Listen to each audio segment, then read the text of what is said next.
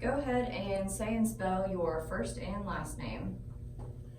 John, John, Dorman, Dorman. All right, and you served in the Navy? Yes. On what ship? Yorktown. All right, what years? 1968. Okay. Drafted, what year did you? It was in, I was doing my internship. Actually, when I was in medical school, they told us that unless we had cancer or had prior military service, we were all going to get drafted. I really didn't think too much about it, so I was interning in San Diego, and I got my draft notice. And so I went down and talked to various recruiters. I already knew how to fly, so I talked to the Navy, and they said, well, why don't you become a flight surgeon? And I said, okay. They say you go down to Pensacola, you go through the basic training squadron, and so I volunteered for that. That's how I got into the Navy. So that, actually, because I like to fly. The first time that we were up, and of course I already learned to fly, but we were doing acrobatics, and so he's demonstrating some things, and so I, started getting sick, and he said, okay, here's, get your barf bag. He said, because if you barf and either before, you got to clean it up. So I chucked into the bag, and I was feeling bad, and so we were flying along, and he said, open the canopy. I don't know if I should tell this one, but he said, open the canopy. So I opened the canopy, and he said, now set the bag out. The bag said, let go. I let go. And I didn't know what he was doing. I looked down, and we were over the freeway. So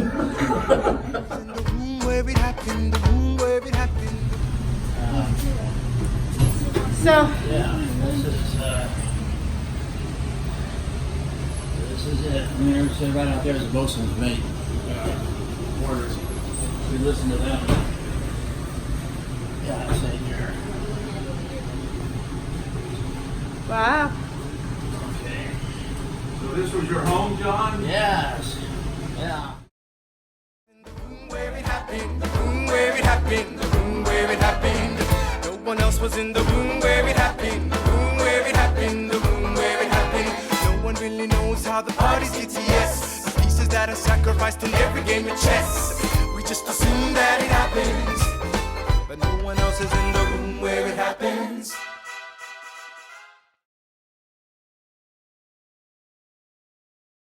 So there,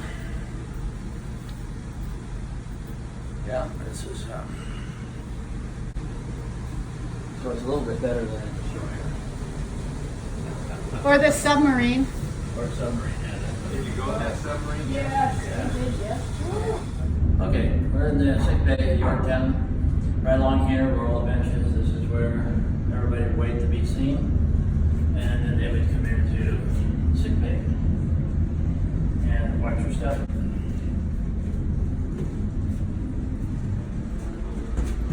Treatment room over here. You notice one thing. Read this. During deployment, highly trained medical personnel kept the crew in shape. What can I say? Highly trained. Here was our pharmacy. Didn't have a whole bunch of room in there.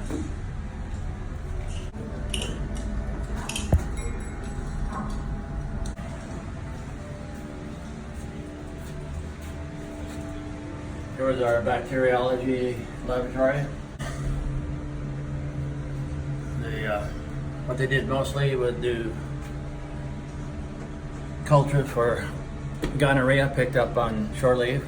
Here's a medical dark room for x-rays. Here's the treatment room. the x-ray machine is over there. And this is one treatment room.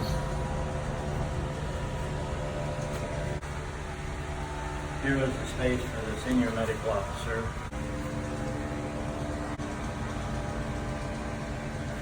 This was a quiet room where you would put somebody for your observation, or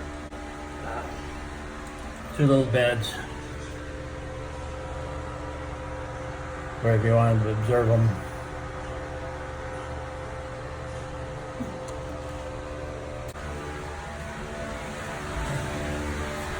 Here's our operating room. We only did one surgery. In here we did an appendectomy on the cruise, but most of the time we would fly them off to hospital ship or shore.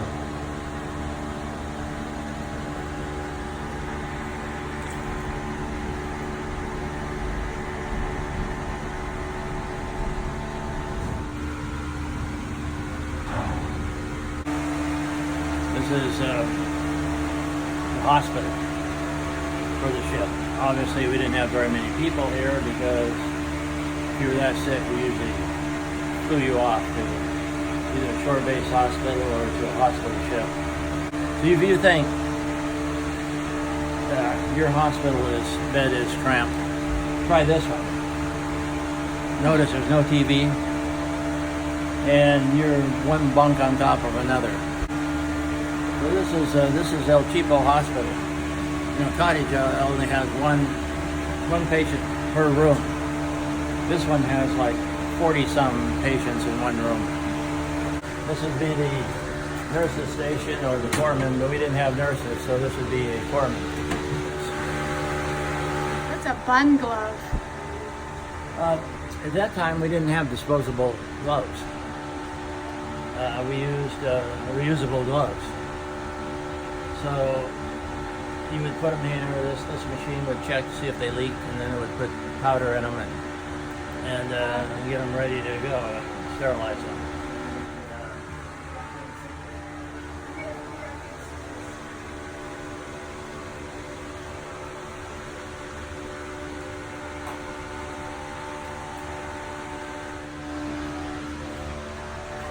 This is a audiometer where you would have to give everybody physicals every year. Pilots check their hearing, and that's our audiometer.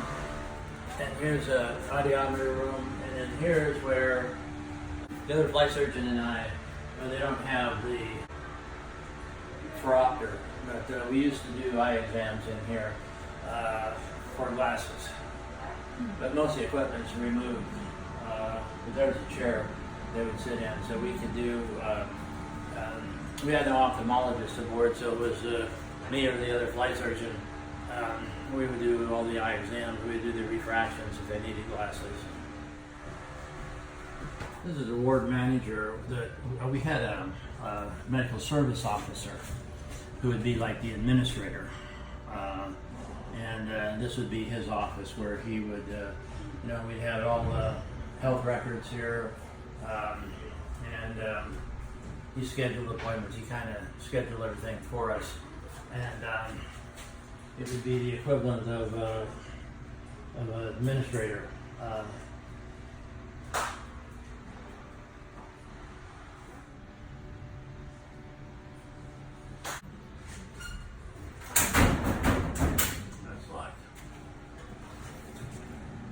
There's another treatment room.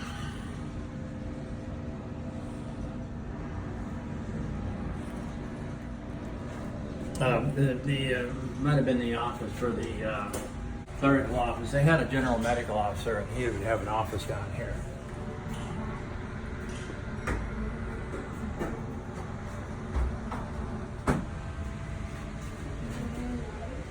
All right, so there's the medical department.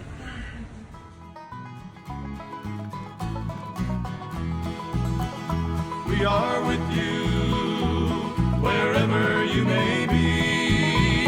We are sailing with you on every sea. We are standing with you on desert sand. We're your country together.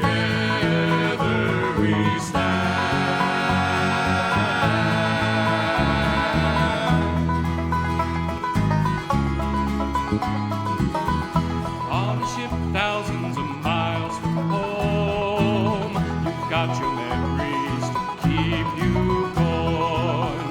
You miss your loved ones, but there's a job you got to do. 'Cause of what you're given, we've got a home to come home to. We are with you, wherever you may be.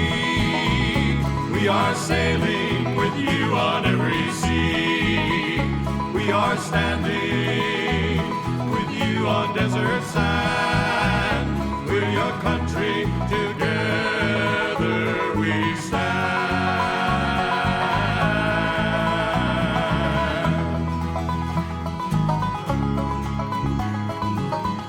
By yourself out on the lonely desert night, you know back home it's dawn's early light. It makes you lonely. One thing you should know,